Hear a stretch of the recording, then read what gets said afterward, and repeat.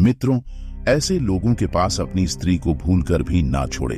चलो, मैं आपको एक महान कथा के माध्यम से बताता हूं कि वह कौन से लोग हैं जिनके पास अपनी स्त्री को भूलकर भी नहीं छोड़ना चाहिए। एक बार भगवान श्री कृष्ण के पास देवर्षि नारद जी अपनी एक प्रश्न की मंशा से आते हैं और कहते हैं कि हे भगवान, मेरे मन में एक प्रश्न है जो मन ही मन खाए जा रहा है और उसी प्रश्न के उत्तर के लिए मैं आपके पास आया हूं। तब भगवान श्री कृष्ण कहते हैं कि कहिए देवर्षि नारद जी, आपका वह प्रश्न कौन सा है।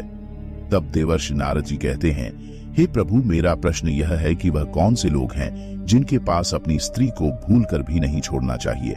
तब भगवान श्री कृष्ण कहते हैं कि हे देवर्षि नारद जी, सच में आपने संपूर्ण जगत के लिए उचित ही प्रश्न किया है। यह प्रश्न प्रत्येक गृहस्थ जीवन जीने वाले मनुष्यों के लिए अत्यंत आवश्यक है, परंतु मैं तुम्हें तुम्हारे प्रश्न का उत्तर इस एक कथा के माध्यम से दूंगा।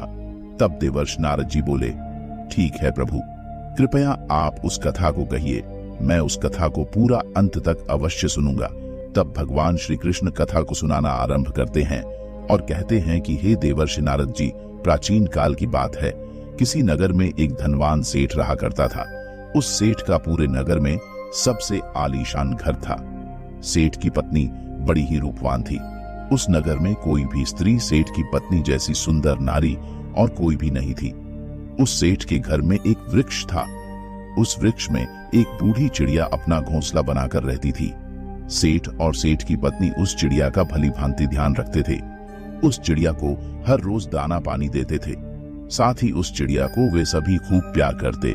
उस सेठ के घर में कई पुरुष नौकर चाकर वहां काम करते थे और सेठ व्यापार के सिलसिले में कई दिनों के लिए नगर से बाहर रहता था। एक दिन वह बूढ़ी चिड़िया सेठ से कहती है कि हे प्यारे सेठ, आपको अपनी पत्नी को अकेला छोड़कर नहीं जाना चाहिए। अब सेठ कहने लगता है कि चिड़िया, तुम ऐसा क्यों कह रही हो? क्यों? मैं अपनी ही पत्नी को अपने घर पर अकेला नहीं छोड़ सकता। तब चिड़िया कहती है कि सेठ जी, यह बात मैं आपको एक कहानी के माध्यम से बताती हूँ, आप ऐसे नहीं समझेंगे। मैं आपको एक कहानी सुनाती हूँ। तब वह सेठ कहता है कि ठीक है जया, तुम कहानी सुनाओ। अब श्री कृष्ण कहते हैं कि हे देवर्षि नारद जी, अब वह चिड़िया अपनी कहानी सुनाना प्रारंभ करती है और कहती है कि सेठ जी, आप इस कहानी को पूरा ध्यान देकर सच्चे मन से सुनिए और जो मैं आपको इस कहानी के माध्यम से आपको बातें बताऊंगी, आप इन बातों को याद जरूर रखना।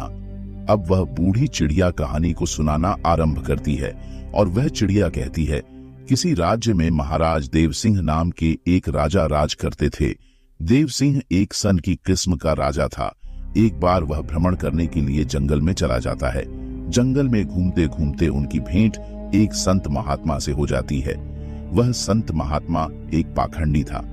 राजा देवसिंह सभी साधु संतों पर बहुत विश्वास करता था। उस संत को देखकर राजा देवसिंह के मन में एक जिज्ञासा उठी। राजा देवसिंह ने सन्यासी को अपना परिचय दिया और उससे पूछने लगे कि हे संत महाराज, आप बहुत पहुंचे हुए संत दिखाई पड़ते हैं। मेरी रानी इस समय गर्भवती है। मैं जानना चाहता हूं कि मेरी रानी की कोख से पुत्र का जन्म होगा या पुत्री का। तब वह ढोंगी संत कहने लगा कि हे राजन, मैं यह तो नहीं जानता कि तुम्हारी रानी की कोख में से पुत्र का जन्म होगा या पुत्री का जन्म होगा, परंतु हे राजन, मैं तुम्हें इतना जरूर कह सकता हूं कि अगर तुम्हारी रानी ने किसी पुत्री को जन्म दिया तो तुम्हारा सर्वनाश हो जाएगा। उस ढोंगी सन्यासी की यह बात सुनकर राजा बड़ा ही भयभीत हो गया और वह सोचने लगा कि अगर मेरी रानी ने किसी पुत्री को जन्म दे दिया तो मेरी मृत्यु हो जाएगी। यही बात सोचकर राजा को पुत्री के नाम से नफरत होने लगी।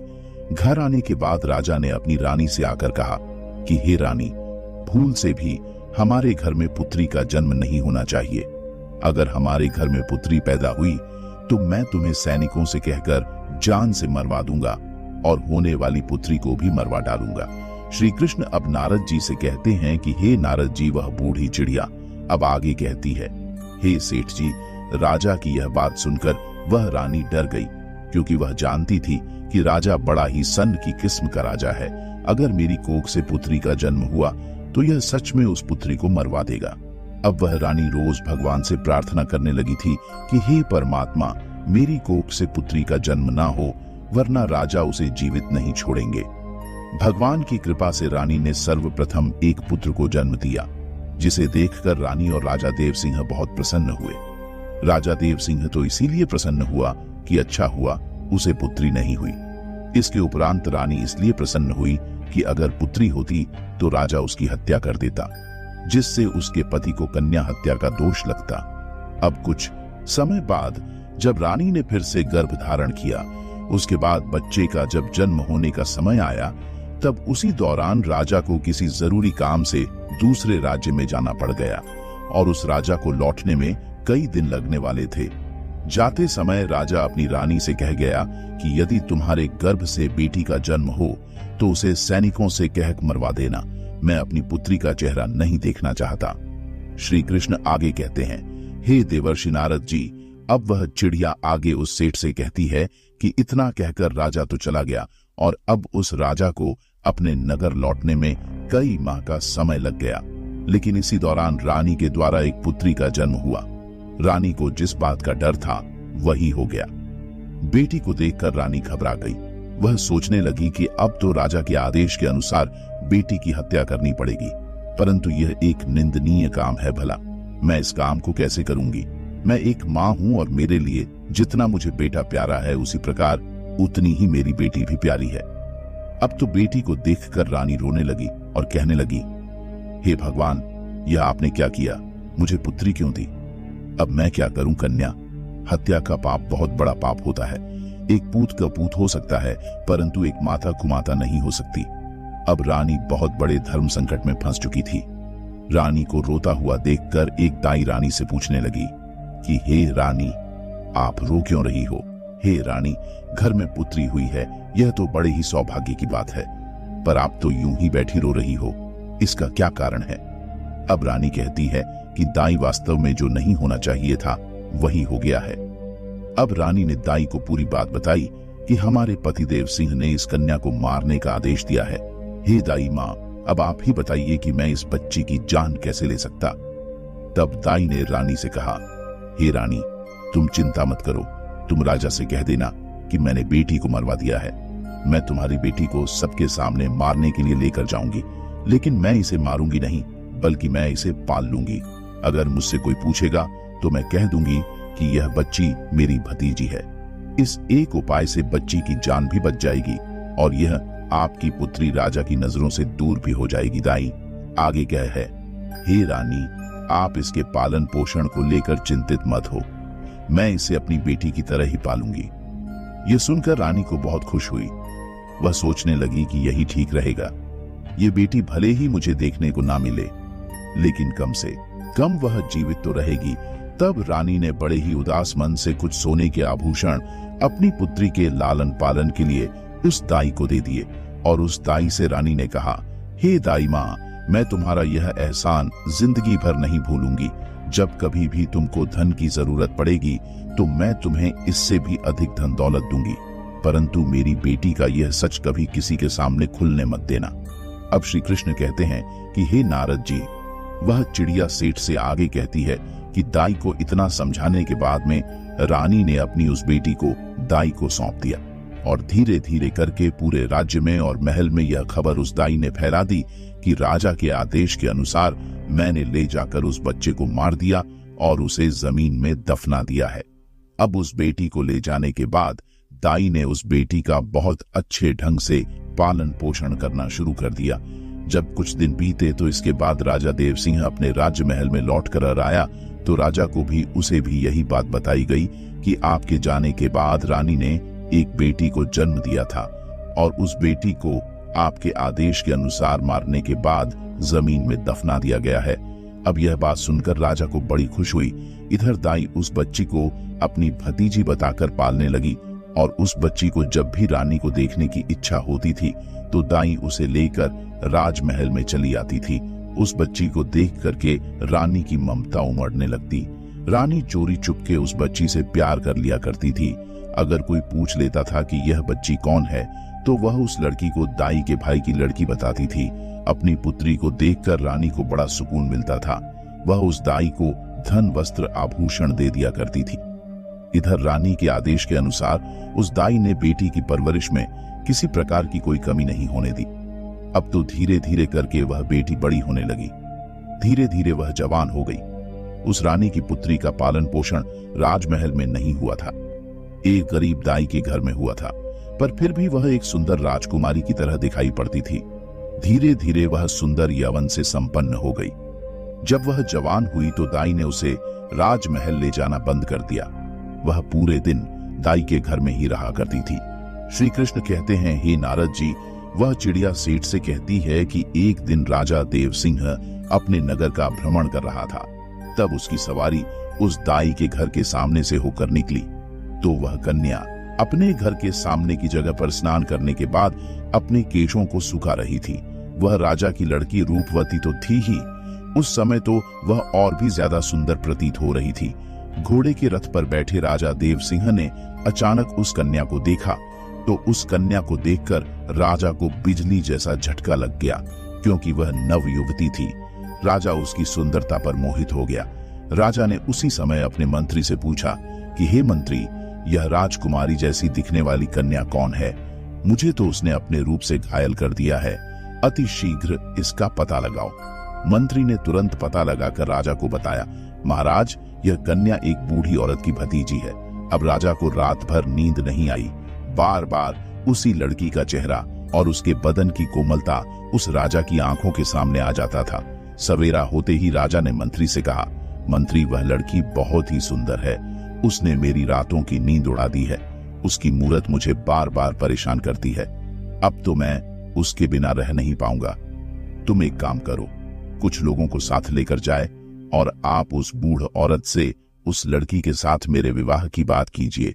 उसी दिन राजा के कहने पर राजा का मंत्री अपने कुछ सैनिकों को अपने साथ लेकर उस लड़की का हाथ मांगने उस बूढ़ी औरत के घर पर चला जाता है और सारी बात उस दाई को बताता है कि हे बूढ़ी माता, हमारे राजा साहब आपकी बेटी से विवाह करना चाहते हैं।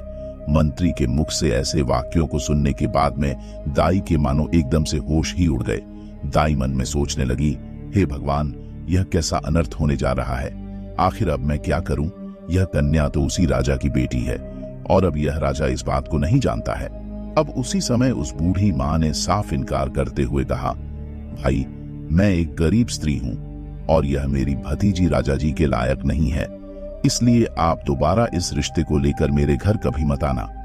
उस बुढ़िया की बात सुनकर मंत्री ने कहा कि हे बुढ़िया मां, तुम कैसी मूर्ख स्त्री हो, राजा के साथ अपनी पुत्र का विवाह करने से इनकार क्यों कर रही हो? आपको तो अपना भाग्य समझना चाहिए कि राजा जी स्वयं आपकी पुत्री से विवाह करने के लिए इच्छुक हैं। उस मंत्री के बार बार कहने पर भी उस बूढ़ी औरत ने राजा के साथ अपनी पुत्री का विवाह करने से साफ इनकार कर दिया। जब वह बुढ़िया नहीं मानी तो हार कर मंत्री वापस राजा के महल में चला गया और राजा जी को सारी बातें कह सुनाई कि ही राजन, वह बुढ़िया तो अपनी जिद पर अड़ी है और आपके साथ अपनी बेटी का विवाह करने से इनकार कर रही है। अब श्री कृष्ण नारद जी कहते हैं कि हे नारद जी, वह चिड़िया सेठ से आगे कहती है कि सेठ जी, इस बार राजा ने और कुछ लोगों को बुढ़िया के घर पर भेजा और राजा द्वारा हजारों तरह के उपहार दिए लालच के लिए, यहाँ तक कि उसे डराया धमकाया भी, परंतु वह बूढ़ी औरत इस प्रस्ताव के लिए राजी नहीं हुई। बुढ़िया का हठ देखकर राजा एकदम गुस्से से भर गया। राजा ने उसी समय तुरंत ही ऐलान कर दिया कि उस बूढ़ी औरत को पकड़कर हमारे दरबार में लेकर जल्द से जल्द उपस्थित करो। तब राजा का आदेश मिलने के बाद में राजा के सिपाही तुरंत ही इस बुढ़िया के घर गए और उस बूढ़ी औरत को बंदी बनाकर ले आए। बंदी बनाने के बाद दरबार में लाकर उस बूढ़ी औरत को सैनिकों के द्वारा राजा के कहने पर कई कोड़े मारे गए, जिसे वह बुढ़िया स्त्री बर्दाश्त नहीं कर पा रही थी। कोड़ों की मार पड़ते ही बूढ़ी औरत राजा के सम्मुख एकदम से चीखकर उसने सारी सच्चाई बता दी कि हे महाराज, वह लड़की कोई और नहीं बल्कि आपकी ही सगी बेटी है। आपकी रानी ने मुझे जब उस बेटी को मारने के लिए दिया तो मैंने उस बेटी को मारना ठीक नहीं समझा। मारने की बजाय मैंने उसे अपने घर में रखकर अपने भाई की बेटी बताकर उसे पालना उचित समझा। मैंने ही आपकी बेटी को पाल पोस कर इतना बड़ा किया है। यदि आप अपनी ही बेटी से विवाह करेंगे तो आप बहुत बड़े पाप के भागीदार बनोगे। उस दाई की बात सुनकर राजा चकित रह गया। उसने अपना माथा पीटा और सोचने लगा, हे भगवान, मैं यह कितना बड़ा पाप करने जा रहा था। तूने मुझे इतने बड़े पाप में पड़ने से बचा लिया। अब तो राजा देव सिंह को उस दाई पर और भी ज्यादा गुस्सा आने लगा। उसने तुरंत ही अपने बेटे को हुक्म दिया कि बेटा अपनी बहन को जंगल में ले जाओ और वहां पर जाकर इसका सर काट देना और इसे वहीं गाड़ देना। मुझे प्रमाण देने के लिए तुम इसकी दोनों आंखें निकालकर मुझे लाकर दिखा देना, तब मैं समझ जाऊंगा कि तुमने इसे मार दिया है। उस राजा का एक बेटा था जो रानी की पहली संतान थी और वह उस लड़की से बड़ा था। अब वह भी जवान हो चुका था। अपने पिता की ऐसी बातों को सुनने के बाद में वह एकदम से परेशान हो गया। वह अपने मन में सोचने लगा, पिताजी ने मुझे एक बहुत ही बड़ा पाप का कार्य सौंप दिया है। इतने वर्षों के बाद तो मुझे मेरी बहन मिली है और उसे मैं अपने हाथों से कैसे मार सकता हूँ। अगर मुझसे ऐसा कार्य हुआ तो भगवान मुझे कभी क्षमा नहीं करेंगे। हे भगवान, यह पाप मुझसे न कराओ। अब तो यह बात सोच सोचकर राजकुमार बड़ा दुखी होने लगा। मन में सोचने लगा कि किस प्रकार अपने हाथों से अपनी बहन की हत्या करूंगा, किस तरह से मैं अपनी बहन की आंखें निकाल पाऊंगा। यदि मैं अपने पिता को बहन का कत्ल करने से मना करता हूं तो मेरे पिताजी बहुत जिद्दी हैं। वह मुझसे नहीं तो किसी और से कहकर मेरी बहन को अवश्य ही मरवा देंगे। अब तो मजबूर होकर राजकुमार अपनी बहन को लेकर जंगल की ओर जाने लगा, क्योंकि उसे तो जाना ही था। उसे अपने पिता के आदेश का पालन भी करना था।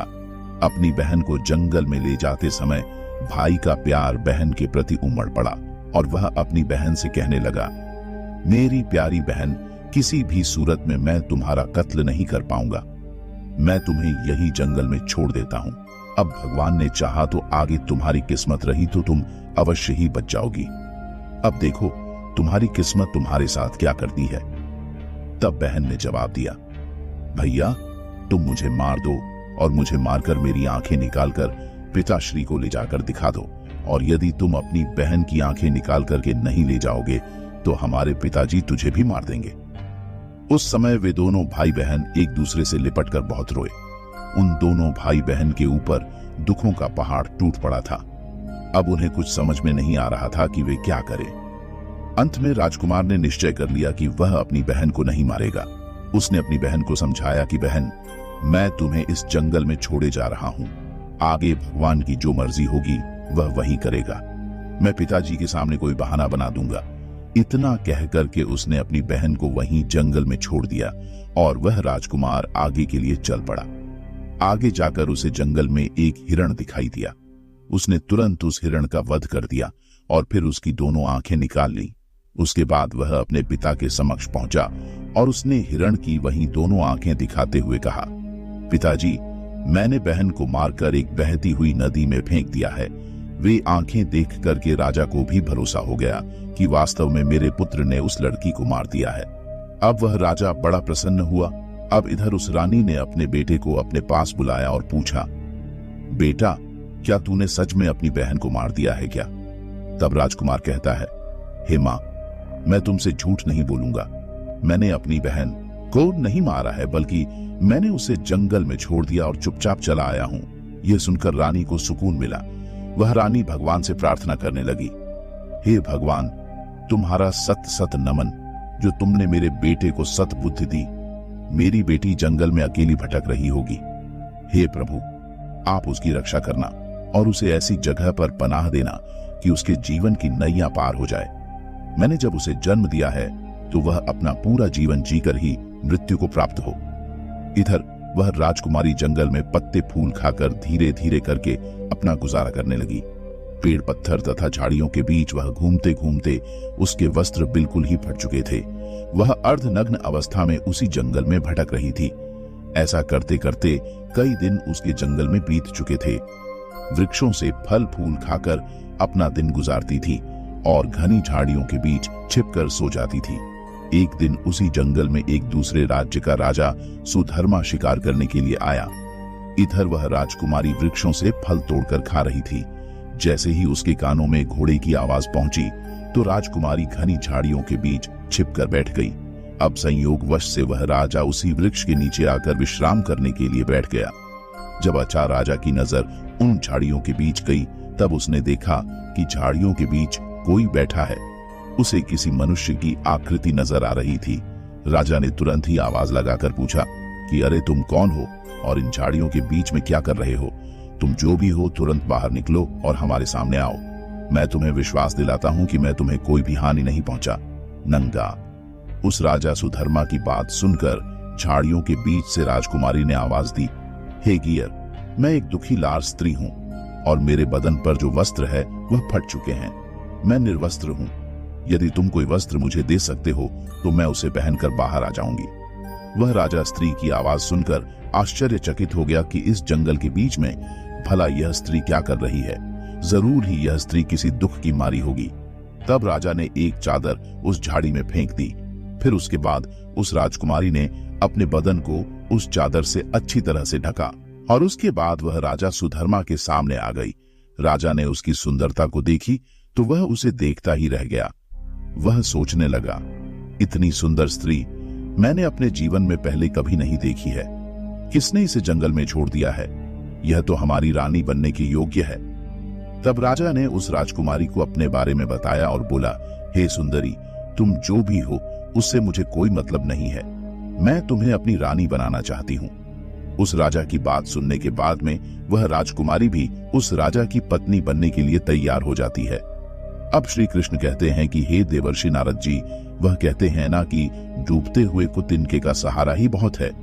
यहाँ तो फिर भी एक राजकुमार था जो उसे अपनी पत्नी बनाना चाहता था। अब वह चिड़िया आगे उस सेठ कहती है कि सेठ जी, इसके बाद वह राजा उस कन्या को अपने घोड़े पर बैठाकर अपने राज्य में ले आया। तो सबसे पहले तो वह अपने पिता के समय के एक बुजुर्ग मंत्री के घर में जा पहुंचा और उस लड़की को उस बुजुर्ग मंत्री के घर पर छोड़ दिया। और उस राजा ने उस मंत्री से कहा कि हे काका, आप ऐसा समझो कि यह आपकी पुत्री है और मैं इस लड़की से विवाह करूंगा। यदि मैं ऐसे इसे अपने महल में ले जाता हूं तो लोग कहेंगे कि राजा किसी की कन्या को भगा कर लाया है, जिससे मेरी मान प्रतिष्ठा पर ठेस पहुंचेगी, जो मैं नहीं चाहता हूं। मैं इससे विधि विधान के अनुसार विवाह करके इसे अपने महल ले जाना चाहता हूं। तब तक यह तुम्हारे घर पर तुम्हारी बेटी बनकर रहेगी और मैं कल कई लोगों के साथ तुम्हारे घर पर रिश्ता मांगने आऊंगा और फिर मैं इसके साथ विवाह करके अपने महल को ले जाऊंगा। अब उस मंत्री ने जवाब दिया, हे महाराज, यह आपकी अमानत है और यह अब मेरी बेटी है। जब आपका मन करे तब आप इसके साथ विवाह करके ले जाना। मैं तब तक इसका ठीक से ख्याल रखूंगा। अगले दिन राजा का सेनापति और उसका मंत्री उस बूढ़े मंत्री के घर पर गए और उस राजकुमारी का अपने राजा के लिए हाथ मांगा। उसके बाद 2-3 दिन में उनका विवाह भी हो गया। विवाह करने के बाद राजकुमारी राजा सुधर्मा की पत्नी बनकर रहने लगी। अब वे दोनों बहुत ही प्रसन्न थे। राजा एक सुंदर रानी पाकर खुश था और राजकुमारी घर और पति पाकर प्रसन्न थी। राजा सुधर्मा ने शादी के बाद भी अपनी पत्नी से कभी उसका परिचय नहीं पूछा। इसी प्रकार दोनों को एक साथ रहते रहते 2 वर्ष बीत गए। फिर धीरे धीरे वह समय भी आ गया जब रानी ने एक पुत्र को जन्म दिया। अब तो राजा सुधर्मा और भी ज्यादा खुश हो गए। एक दिन राजा ने अपनी रानी से पूछा, हे प्रिय, अब हम दोनों एक पुत्र के माता पिता बन चुके हैं। अब हमारा संबंध अटूट हो गया है। अब तुम मुझे अपने कुल खानदान और अपने अतीत के बारे में समझाओ। तब राजकुमारी ने किसी प्रकार से उस बात को टाल दिया। इसी प्रकार से कई वर्ष और बीत गए। कुछ समय बाद रानी ने पुनः एक पुत्र को जन्म दिया। तब राजा ने फिर से अपनी रानी से वही बात दोहराई। अब वह राजकुमारी अपने बीते कल की बातें अपने पति को नहीं बताना चाहती थी, परंतु उसका पति उसके अतीत को जानने की बहुत इच्छा जता रहा था। रानी भी जानती थी कि राजा साहब उससे बहुत प्रेम करते हैं। तब राजकुमारी ने राजा के पूछने पर अपने जीवन की सारी कहानी को सच सच कह सुनाया। जब राजा ने राजकुमारी के मुख से ऐसी दुख भरी दास्तान सुनी तो उसकी भी आंखों में आंसू आ गए। अब सुधर्मा अपनी पत्नी के पिता को धिक्कारने लगा। अब वह राजा रानी से बोला कि हे रानी, अगर मैं तुम्हें तुम्हारे पिता से मिलाने ले चलूं तो क्या तुम मेरे साथ चलोगी? तब उस राजकुमारी ने अपने ही पिता से मिलने से इनकार कर दिया। राजा ने जब बहुत अनुनय विनय किया कि तुम्हें एक बार अपने पिता से जरूर मिलना चाहिए, राजा के बार बार निवेदन करने पर रानी अपने पिता से मिलने को तैयार हो गई। उसके बाद अगले दिन राजा सुधर्मा ने राजा देव सिंह के यहाँ जाने का निश्चय किया। उन्होंने रथ सजवाया। जाने की पूरी तैयारी हो गई। तभी राजा के अब राजा पास एक अत्यंत महत्वपूर्ण कार्य आ गया। अब राजा को दूसरे शहर में जाना था। अब राजा ने अपने मंत्री और सेनापति से कह दिया कि तुम सेना की एक टुकड़ी लेकर रानी के साथ चले जाओ, मैं अपना काम खत्म करके वहीं पर आ जाऊंगा। इस प्रकार राजा सुधर्मा ने अपने मंत्री और सैनिकों के साथ में अपनी रानी और दोनों बच्चों को राजा देव सिंह के राज्य को रवाना कर दिया। साथ ही रानी को भली भांति समझा दिया कि अपने पिता के यहाँ जाकर तुम घबराना मत, तुम चिंता मत करना, मैं तुम्हारे पहुंचने से पहले मैं तुम्हारे माता पिता के यहाँ पहुंच जाऊंगा। अब राजा सुधर्मा का मंत्री और सेनापति कुछ सेना को साथ लेकर राजकुमारी के साथ देव सिंह के राज्य की तरफ चल पड़े। राजा सुधर्मा के राज्य से राजा देव सिंह का राज्य काफी दूर था, इसलिए चलते चलते रास्ते में ही उन्हें शाम हो गई। तो एक जगह पर उन्होंने अपने रहने के लिए तंबू लगाकर रात भर वहीं रुकने का निश्चय किया। अब जहां पर राजकुमारी का तंबू लगाया गया था, उसी जगह पर मंत्री ने भी अपना तंबू लगा दिया। ठीक उसके बराबर में मंत्री का डेरा देख करके राजकुमारी ने कहा कि हे मंत्री जी, क्या तुम जानते हो कि मैं एक राजा की पुत्री हूँ और एक यशस्वी राजा की पत्नी भी हूँ? तुम मेरे बराबर में यह अपना तंबू क्यों लगवा रहे हो? तुम अपना तंबू ले जाकर कहीं दूसरी जगह लगाओ। तब मंत्री ने उत्तर में कहा कि हे रानी साहिबा, महाराज ने हमें आपकी देखरेख के लिए भेजा है। यदि आपको और आपके बच्चों को कुछ हो गया तो हम राजा को क्या जवाब देंगे? इधर राजकुमारी के बार बार मना करने के बावजूद भी वह मंत्री बिल्कुल नहीं माना। जब शाम को सबने खाना खाया, रात्रि का समय हो गया। सभी लोग पैदल यात्रा आकर के आए थे, इसलिए सभी हारे थके होने के कारण वे सब जल्दी ही सो गए। रात्रि के दूसरे पहर में वह जो मंत्री था राजकुमारी के तंबू में घुस आया। जैसे ही वह मंत्री राजकुमारी के तंबू में घुसा तो तुरंत ही एकदम से राजकुमारी उठकर खड़ी हो गई। वह मंत्री की बुरी मंशा को समझ गई थी। अब तो राजकुमारी को अंदाजा हो गया था कि मंत्री के मन में किसी न किसी प्रकार की खोट जरूर है। अब राजकुमारी एकदम से ललकार कर बोली, खबरदार, अगर जो मुझे छुआ तो तंबू से तुरंत बाहर निकल जाओ। रानी ने मंत्री को बार बार तंबू से बाहर जाने के लिए कहा, लेकिन मंत्री ने उसकी कोई बात नहीं मानी। मंत्री धीरे धीरे करके आगे बढ़ता ही चला गया। तब राजकुमारी ने जवाब दिया, अरे दुष्ट मंत्री, क्या तुम्हें अंदाजा है कि तू यह क्या करने जा रहा है? तू अगर अपनी भलाई चाहता है तो अभी तू मेरे तंबू से चुपचाप बाहर निकल जाओ। उस राजकुमारी की बात मंत्री ने अनसुनी कर दी। तब उसी समय पर राजकुमारी ने अपने बड़े बेटे को मंत्री के सामने खड़ा कर दिया और बेटे को सामने खड़ा करने के बाद में राजकुमारी ने मंत्री को भगवान और बेटे की दुहाई देते हुए उस मंत्री को कसम देती है। लेकिन वह मंत्री पीछे लौटने के लिए तैयार ही हुआ। वह इसलिए क्योंकि उस मंत्री के दिमाग में वासना का कीड़ा घुस चुका था। वह वासना के चक्कर में अंधा हो चुका था। उस समय उस मंत्री को कुछ दिखाई नहीं दे रहा था। उस रानी के साथ भोग विलास करने के अलावा उसके दिल और दिमाग में रानी का ही सुंदर चेहरा बसा हुआ था। अब वह मंत्री आगे बढ़ा और तलवार निकालने के बाद राजकुमारी के बड़े बेटे का सिर काट दिया। बेटे का सर कटने के बाद राजकुमारी अब रोने लगी। वह तुरंत ही समझ गई कि यह दुष्ट मंत्री अब नहीं मानेगा, तो मैं अपनी लाज बचाने के लिए कुछ करती हूँ। अब रानी ने कुछ नरम रुख अपनाते हुए कहा, तुम थोड़ी देर ठहरो, मैं अभी आती हूँ। मुझे जोर से मूत्राशय आई है। उसके बाद में जब मैं आ तो जो तुम्हारे मन में हो वह तुम कर लेना। इतना कहने के बाद में रानी उस तंबू से बाहर निकल गई और उस जगह से भागकर जंगल में चली गई। सुबह होने तक वह रानी झाड़ियों में छुपी रही और जब वह सुबह होने पर जब वह लौटकर अपने तंबू में लौटकर आई तो उसने क्या देखा कि उसके बेटे का सिर कटा हुआ पड़ा है। अपने बेटे की लाश देखने के बाद में अब तो रानी की हालत और भी ज्यादा उदास हो गई, लेकिन वह कर भी क्या सकती थी, क्योंकि उस मंत्री के सामने वह विवश हो गई थी। रानी अपने बेटे की मृत्यु का गम अपने मन में छुपाए वह उन सब के साथ आगे चल पड़ती है। फिर जब चलते चलते शाम का समय होने पर वह एक जगह पर और रुके। अब तो दूसरी रात के लिए सभी ने अगला डेरा डाला, तो अब राजकुमारी के डेरे के पास में अब उस सेनापति ने अपना डेरा लगाया। तब राजकुमारी ने उस सेनापति को बुलाकर कहा कि हे सेनापति जी, तुम अपने डेरे को यहाँ से दूर हटा करके लगवा दो। तब सेनापति ने उत्तर दिया, हे राजकुमारी जी, राजा जी ने मुझ पर आपका भार सौंपा है। यह मेरी जिम्मेदारी है कि मैं आपकी सुरक्षा करूं।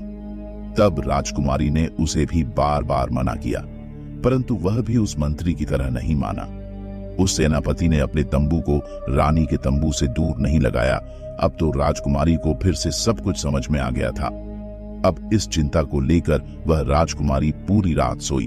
अब जैसे ही आधी रात होती है, तभी वह सेनापति अपने दिमाग में वासना का वशीभूत होकर आता है। वह राजकुमारी के तंबू में रात्रि के समय जब वह सेनापति भी भीतर गया, तब राजकुमारी ने उस सेनापति को भी ललकार के कहा कि हे सेनापति, क्या तुम जानते नहीं कि मैं कौन हूं? तुम्हें इस बात को पता होना चाहिए ही।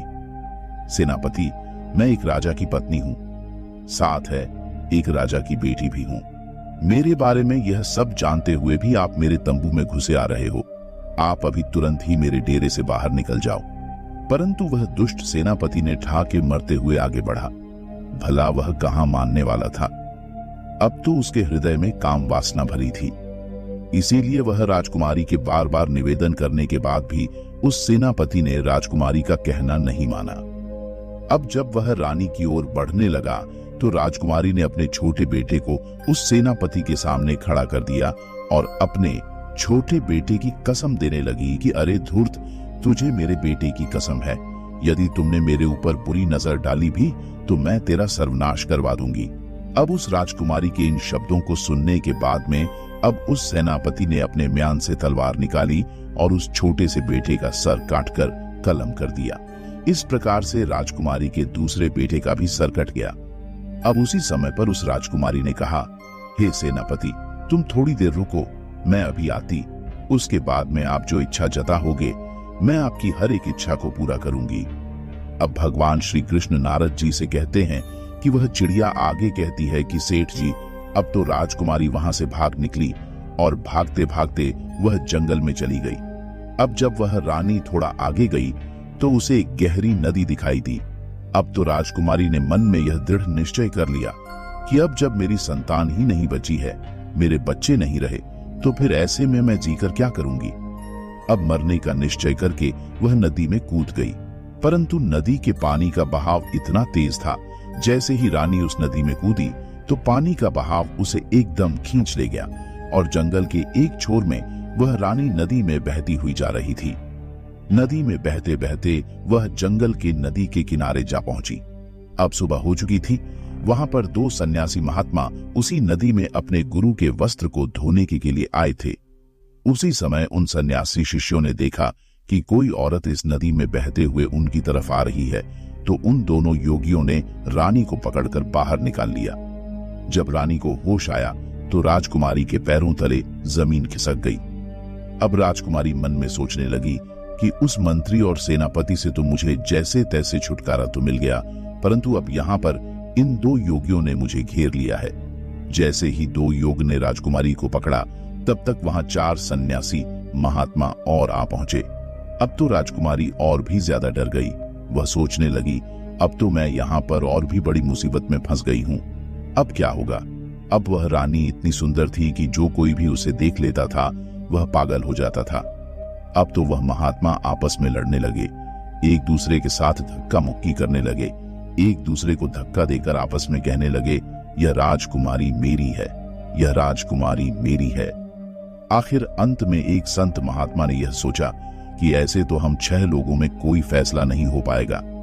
एक काम करते हैं, इसे हम अपने गुरुजी के पास में लेकर चलते हैं, वहीं हमारा फैसला करेंगे। अपने गुरुजी के पास पहुंचने के बाद में उन योगियों ने राजकुमारी को दिखाते हुए अपनी इच्छा जाहिर की। अपने शिष्यों को एक स्त्री के पीछे आपस में लड़ते हुए जब गुरु ने देखा तो गुरु समझाने लगे, क्योंकि वह गुरुजी बड़े ही विद्वान और तपस्वी संत थे। गुरुजी ने उस औरत को देखते ही समझ लिया कि यह स्त्री कोई राजघराने से है। फिर उन्होंने अपने शिष्यों को समझाया कि हे शिष्यों, तुम 6 भाई हो और तुम्हारी कोई बहन नहीं है। तुम एक काम करो, इसे अपनी बहन के रूप में स्वीकार कर लो। यदि यह तुम्हारी बहन बनकर तुम्हारे आश्रम पर रहेगी तो एक ना एक दिन तुम्हारी जिंदगी बदल जाएगी। जब इस प्रकार से गुरु ने समझाया तो गुरु के सामने पर उनकी समझ में सब कुछ आ गया और उन्होंने रानी को अपनी बहन बना लिया।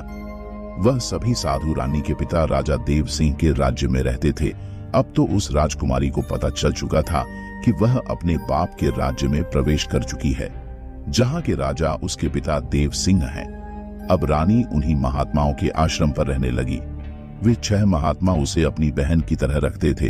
अब भगवान श्री कृष्ण आगे कहते हैं कि हे नारद जी, चिड़िया आगे कहती है कि हे सेठ जी। उधर राजा सुधर्मा भी अपने मंत्री और सेनापति और सेना से आकर मिला तो उसने अपनी पत्नी और बच्चों को वहां पर नहीं देखा। अब उस राजा ने आकर के सेनापति और मंत्री से अपनी पत्नी और बच्चों के बारे में पूछा तो मंत्री और सेनापति एक साथ एक स्वर में मिलकर बोलने लगे, हे महाराज, मुझे क्षमा करना। आपकी जो रानी थी वह रानी नहीं थी, वह तो एक डायन थी। आपके दोनों पुत्रों को मारने के बाद में वह रानी वहां से भाग गई। उन्होंने इस प्रकार से कहा कि राजा सुधर्मा को विश्वास हो गया। अब वह राजा सोचने लगा कि अगर कोई झूठ बोलेगा तो एक बोलेगा, दूसरा क्यों बोलेगा। तो राजा सुधर्मा ने हुक्म दिया कि अब तो हम उसके पिता राजा देव सिंह के पास जरूर जाएंगे। अतिशीघ्र सब लोग राजा देव सिंह के पास चलिए। उधर तो राजा सुधर्मा अपने सेनापति और मंत्री के साथ अपनी पत्नी के पिता के पास जाता है। इधर राजकुमारी ने अपने 6 भाइयों से कहा, जो उस समय योगी के रूप में थे, कि हे मेरे प्यारे भाइयों, तुम सभी राजा के पास में जाओ और राजा से कहना कि हमारी बहन आपके दरबार में एक किस्सा सुनाना चाहती है। यदि राजा साहब किस्सा सुनना चाहे तो वह हमें दरबार में बुलाएंगे।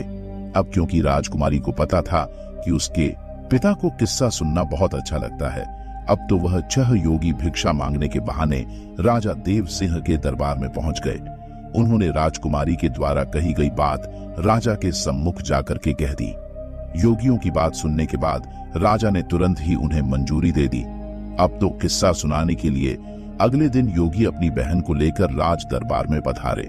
उस समय राजकुमारी योगियों के भेष में थी, इसलिए उसे कोई भी पहचान नहीं पाया। जब वह राज दरबार में किस्सा सुनाने लगी तो सब लोग बड़े ध्यान से सुनने लगे। राजा को उस लड़की का किस्सा बहुत पसंद आया। अब तो राजा ने उसे बहुत सारा इनाम भी दे दिया। अब सभी योगी बोले, महाराज, जब भी आपको किस्सा सुनने की इच्छा हो तो हम अपनी बहन को ले आया करेंगे। अब तो वह रोज अपने भाइयों के साथ राजा के दरबार में किस्सा सुनाने आया करती थी। इस प्रकार वह राजकुमारी रोज राजा को किस्सा सुनाने के बाद में इनाम पाती थी और अपने योगी भाइयों के साथ वापस लौट जाती थी। अब तो धीरे धीरे उन सन्यासियों के दिन ही बदल गए। पहले वह योगी नगर नगर जाकर भिक्षा मांगते थे, परंतु अब तो उन सबको राजा से ही इतना धन प्राप्त हो जाता था कि कहीं उन्हें कहीं मांगने की जरूरत ही नहीं पड़ती थी। अगली रात को राजकुमारी राजा को किस्सा सुनाने के लिए उनके राज दरबार में आई तो उसने अपने पति मंत्री और सेनापति को वहीं खड़े हुए देखा। तब राजकुमारी ने सोचा, आज तो यह सभी यहाँ पर उपस्थित हैं, तो आज तो किस्सा सुनाने में बहुत ज्यादा आनंद आएगा। तब राजकुमारी पर्दे की आड़ में अपनी जगह पर आकर बैठ गई और अपने बाप से कहने लगी, हे राजा साहब, आज मैं आपके लिए एक बहुत ही दर्द भरी कहानी लेकर आई हूँ। यदि कहानी को प्रारंभ करने से पहले किसी को कोई जरूरी काम है तो आप अभी दरबार से उठकर उसे कराइए। किस्सा सुनाने के दौरान यदि कोई व्यक्ति बीच में से जाएगा तो मैं उसी समय अपना किस्सा सुनाना बंद कर दूंगी। अब उस राजा ने जवाब दिया, बेटी, तुम अपना किस्सा सुनाओ, तुम जैसा कहोगी हम वैसा ही करेंगे। किस्से के बीच में से इस दरबार में से कोई उठकर नहीं जाएगा। अब तो राजा और दरबार के सभी दरबारी किस्सा सुनने के लिए बैठ गए। अब उन सभी में उसका पति और वह विश्वासघाती मंत्री और सेनापति भी थे। अब तो राजकुमारी ने राजा के दरबार में अपना किस्सा शुरू कर दिया। अब वह कहने लगी, हे सभा के लोगों, इस किस्से को ध्यान से सुनना। अब वह राजकुमारी किस्सा सुनाने लगी कि किसी देश में एक राजा रहता था जो बड़ा ही जालिम राजा था।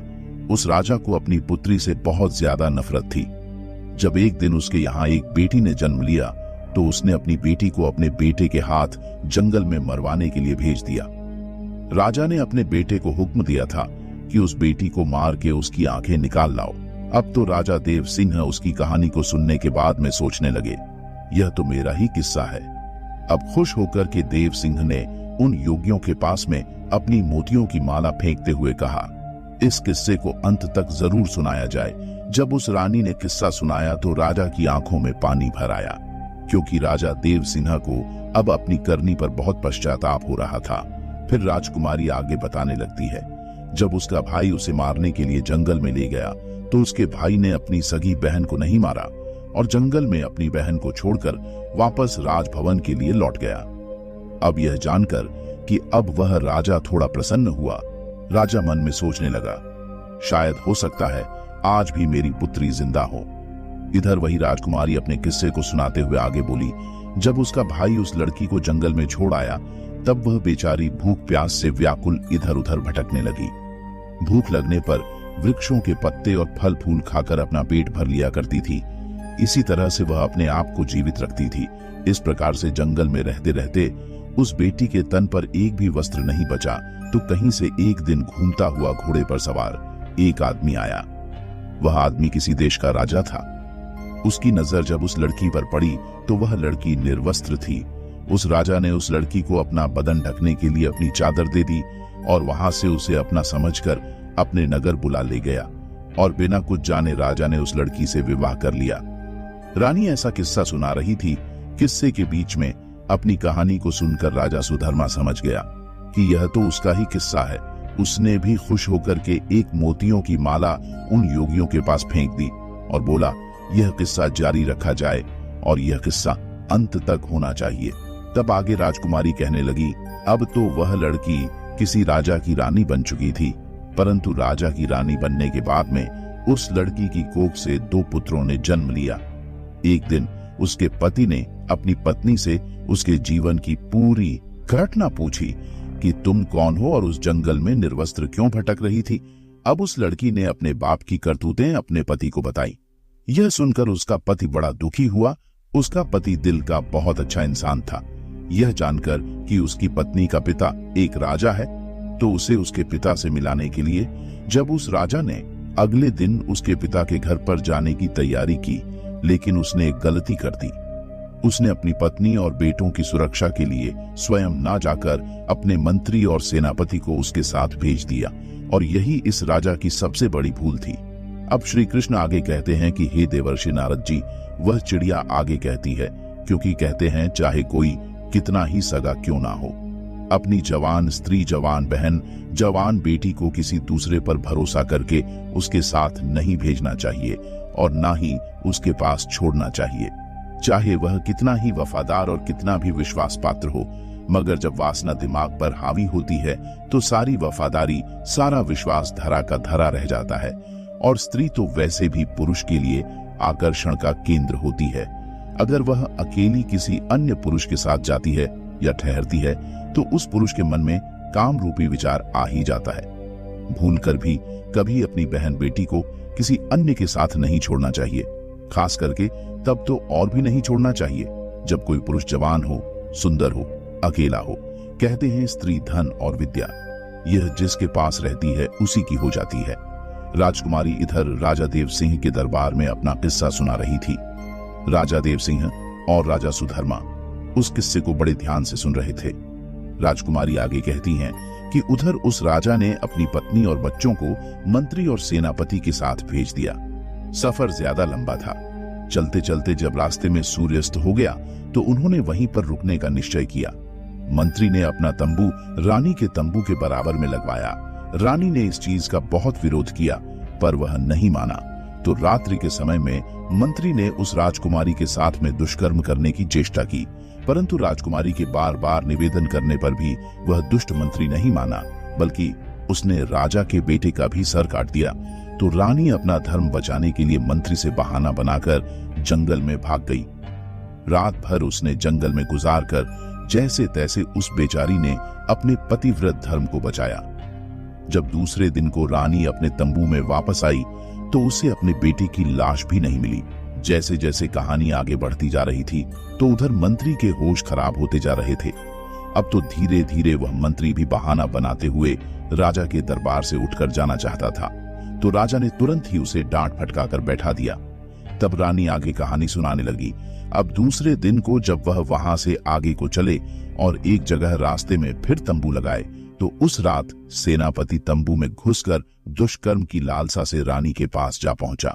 रानी ने पहले तो उसे खूब ललकार कर समझाया कि वह यहाँ से चला जाए, लेकिन वह दुष्ट लौटने को तैयार नहीं हुआ। रानी ने उसे अपने छोटे बेटे की कसम दी। ये कहानी सुनकर सेनापति भी घबराने लगा। सोचने लगा, यह तो मेरा भेद खुल रहा है। वह भी उठकर भागने को तैयार हुआ तो राजा ने डांट कर उसे भी बैठा दिया। राजा सुधर्मा ने कहा, क्यों भाई, सच्चाई तुमसे सुनी नहीं जा रही है क्या? सेनापति भी अपना मुंह लटकाकर चुपचाप बैठ गया। इधर किस्सा जारी था। राजकुमारी कहने लगी, फिर उसके बाद सेनापति ने भी रानियों के छोटे बेटे का कत्ल कर दिया। वह गलत भाव लेकर रानी के पास बढ़ता गया तो उसी समय पर किसी न किसी प्रकार से वह राजकुमारी अपनी जान बचा करके वहां से भाग निकली और वहां से एक नदी में कूद गई। लेकिन उसकी किस्मत ने वहां पर उसका साथ नहीं दिया। वह बेचारी जिंदा बच गई। उस नदी के जल में बहते बहते जंगल के दूसरे छोर पर 6 योगियों के पास पहुंच गई। सन्यासियों ने भी उस राजकुमारी को अपनी पत्नी बनाना चाहा, परंतु उनके महान बुद्धिमान गुरुजी ने उन सन्यासियों से यह पाप होने से बचा लिया और गुरुजी के बार बार समझाने पर सन्यासियों ने उस राजकुमारी को अपनी बहन के रूप में स्वीकार कर लिया। फिर वह भाई बहन अपने यहाँ जो राजा था उस राजा के यहाँ पर किस्सा सुनाने के लिए रोज अपनी बहन को ले जाने लगे। इतनी कहानी सुनाने के बाद में वह राजकुमारी अपना पर्दा हटाकर राजा के सामने आकर खड़ी हो गई। अपनी कन्या को देखकर राजा देव सिंह भी पहचान गए और उधर अपनी पत्नी को देखकर राजा सुधर्मा की आंखें भर आईं। पत्नी को सामने देखकर राजा सुधर्मा बहुत प्रसन्न हुआ, लेकिन अपने पुत्रों की मृत्यु का दुख उसे अंदर ही अंदर खाए जा रहा था। राजा सुधर्मा देव सिंह से आज्ञा मांगने लगा कि महाराज, मेरा मंत्री और मेरा सेनापति मेरा ही शत्रु है, इसे मैं स्वयं दंड देना चाहता हूँ। तब उसी तरह से राजा सुधर्मा ने उन दोनों के सर कलम कर दिए। पापियों को उनके करने का दंड मिल चुका था। इधर राजा देव सिंह ने अपनी बेटी को सीने से लगा लिया और बार बार उससे अपने की क्षमा मांगने लगा। पुत्री ने अपने पिता को क्षमा कर दिया। इस प्रकार से राजकुमारी अपने पति के साथ कुछ दिन तक अपने पिता के घर पर ही रही। फिर उसके बाद बड़ी हंसी खुशी के साथ उसके पिता ने अपनी पुत्री की बड़ी धूमधाम से विदाई की। राजा सुधर्मा अपनी पत्नी को लेकर अपने नगर लौट आया और हंसी खुशी के साथ समय व्यतीत करने लगा। कुछ ही समय में रानी ने 2 बेटों को और जन्म दिया। अब तो उनकी खोई हुई खुशी वापस आ गई। अब भगवान श्री कृष्ण कहते हैं कि हे देवर्षि नारद जी, इस प्रकार से इस बूढ़ी चिड़िया ने इस सेठ को समझाया कि कैसे लोगों के पास अपनी पत्नी को नहीं छोड़ना चाहिए। अब देवर्षि नारद जी को भी उनके प्रश्न का उत्तर मिल गया। मित्रों, कहते हैं ना कि अगर भगवान किसी के पक्ष में होता है तो कोई भी उसका बाल बांका नहीं कर सकता। चाहे कोई कितना भी प्रयास कर ले, कोई उसे मार नहीं सकता। मृत्यु, जीवन, मरण या विधाता के हाथ में होता है, इंसान के हाथ में कुछ नहीं। मित्रों, आपको यह कहानी कैसी लगी हमें कमेंट में अवश्य बताना। हम उम्मीद करते हैं कि आपको हमारी आज की यह वीडियो पसंद आई होगी। अगर वीडियो पसंद आया है तो इस वीडियो को एक लाइक अवश्य कर देना मित्रों। साथ ही इस वीडियो में जय श्री कृष्ण नाम का एक कमेंट अवश्य कर देना मित्रों। आप सभी को वीडियो को यहाँ तक देखने के लिए दिल से धन्यवाद।